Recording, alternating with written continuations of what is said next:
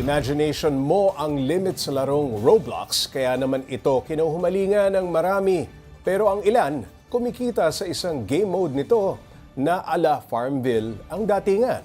Para bigyan ng mukha ang balita, Mobile Journal Amy Atienza. Bata man o matanda, maaaring pamilyar na sa larong ito online. Ito ang Grow a Garden, isang farming simulator game sa Roblox app na kinagigiliwan ng marami ngayon. Ang iba pa nga, naiiyak pa dahil sa pagkasira ng kanilang farm.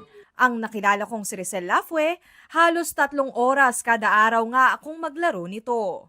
In some way, nakaka-relax siya kasi nga usually I play after work. So parang walang pressure sa akin to do good dun sa game. Pero kung akala nyo pure relaxation lang ang dulot nito, aba ang iba, ginagawa rin itong kabuhayan. Tulad na nga lang ni Clarence Cruz na buong araw na ang grind sa Grow a Garden. Makabenta lang ng rare pets at items na kinahihiligan ng mga kabataan. Nung una po kasi is naglalaro-laro lang po ako. Tapos nag-hatch po ako ng mga eggs po na rare na eggs po. Tapos naisipan ko po na magbenta po ng kahit paunti-unti po muna. Hanggang sa, ayun po, naging tumaas na po kahit papano. Ang rare items na ito, pumapatak ng 20 pesos sa pinakamura at 300 pesos naman sa pinakamahal. At ang pinakamabenta nga raw, itong raccoon na ranging from 250 pesos to 300 pesos, depende sa timbang. O di ba? Parang real life lang? Lang po, saktuhan lang po talaga. Kasi depende po kasi. Nagmamahal po kasi yung mga pets minsan, tas minsan po, bumabalik rin po sa dating price.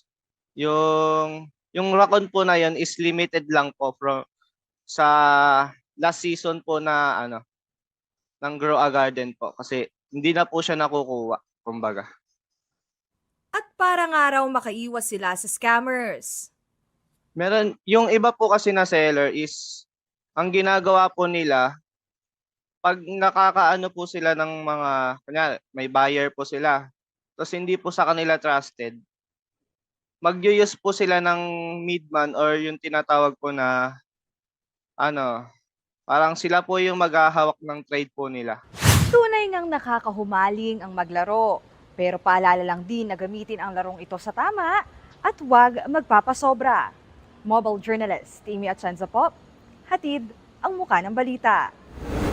Pag-usapan pa natin ang bagong craze na ito sa larong Roblox kasama si Mobile Journal Amy Atienza. Parang alam ko yung Roblox.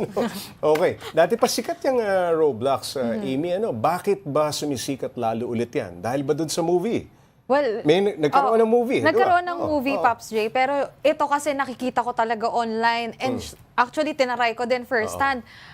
Gets ko kung bakit madaming tao yung ginugugol talaga yung oras nila dito. Kasi talagang simulation siya. Kasama ka na doon. Oo, nasama ako just a while ago, Pops J. No, nalaman ko yung reasons nila. So, sinubukan na rin natin. And yun nga, talagang nakaka-relax naman kasi siya pag nilalaro. Hindi siya mahirap, di mo kailangang pag-isipan. So, I feel yun din yung reason ng mga tao kung bakit natangkilik ulit nila itong Grow a Garden sa Roblox. Pero ito, paano kumikita ng pera ang ilan dyan? Saan sila nakakakuha ng mga customer? Mostly online siya, Pops J, no? So, pag nagpo-post sila ng mga rare items, katulad nga ng mga items na meron last season, katulad ng raccoon na nasabi natin kanina, doon nila ipopost dahil nga marami silang nabebenta. Makikita mo kasi dito, Pops J, yung mga farms ng iba't ibang players, lalo na mga kasama mo. So, ipopost nila yon and doon sila nakakuha ng customers, which is, I think, naging common market na din for the gamers. At gaano ba katagal napapalaki yung ibang items sa pwedeng ibenta?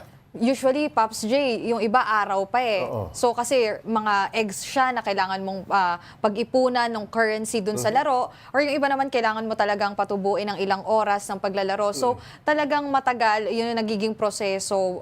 Actually, buong araw kung tutuusin. Ubus ang oras mo buong araw. Yes, para makukuha mo yung mga items na kailangan mo. Alright, maraming salamat Mobile Journal Amy Atienza.